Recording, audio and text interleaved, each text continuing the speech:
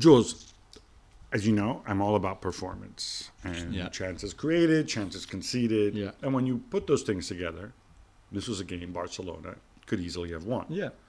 But the context changes when you're talking about Rayo, who had started the season brightly, were on a terrible run, and all of a sudden, I think the way players think and the way fans think, you see the defeats in a row.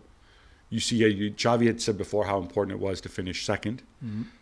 Not just Champions League, but second. Yeah, second. Yeah. And now all of a sudden, when you raise the stakes like that, you can't just go out and say, "Well, we had enough chances to win." Yeah, and the Cadiz game, I can understand because you got knocked out of the Europa League, which was a shock. There was the whole supporters, how many Frankfurt fans, all those issues. Okay, and then you go on the Monday night and you struggle, but okay, you get it. But last night on Sunday night, I really expected them to start the game brightly, for example. To go at them, to have a lot of movement, because of what Xavi said before, because of the two previous defeats, and they never lose 3 in a row, as we mentioned, 1998, the last time there was almost another life. And yet, I don't know. So either Xavi could not motivate them enough, or maybe the tiredness, the long season, is taking its toll as well, plus the injuries, as we mentioned before. But I was very surprised by how lethargic they were at the beginning, and they conceded early, which didn't help either. And then suddenly it's a very, very different game straight away.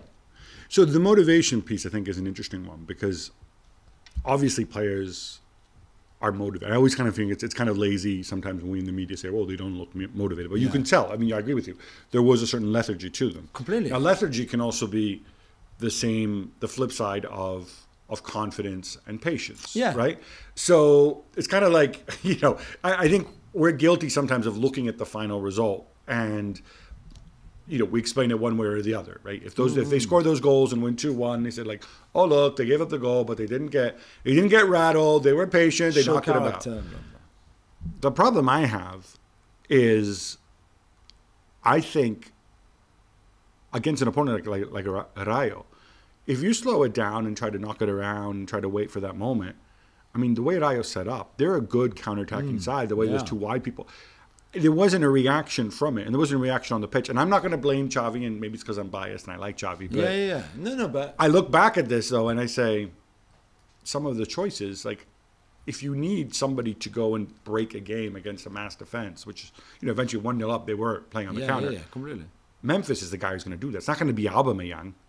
And yet, we waited until the hour mark to see Memphis. You know my thoughts on Memphis. I feel like he's been relegated a little bit. All of a sudden, Pierre-Emerick Aubameyang's here. It's like, we've signed the original Ronaldo. Well, no, Memphis is Memphis. But what we saw from Aubameyang in that game, and he's been great in the finishing. I think he's scored 9 in 12 or 9 in 13 in LaLiga.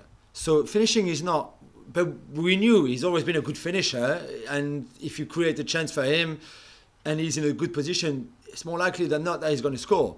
But from the beginning, if you remember when they signed him, we've explained and we said, okay, some goals will come, but he will not be able to take part of the build-up play, the link-up play, like a number 9 at Barcelona should do or would do.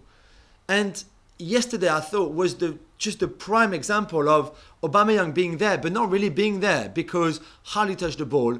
And again, this is not what he does. He doesn't link up the play. He's not that kind of number 9. That Memphis is. So maybe Xavi got it wrong, or maybe Xavi felt I still have to play Aubameyang for the finishing part of the game. But the problem is, if there's no chances created for him, he's useless. Thanks so much for watching ESPN on YouTube. And for more sports highlights and analysis, be sure to download the ESPN app. And for premium content and live streaming, subscribe to ESPN+.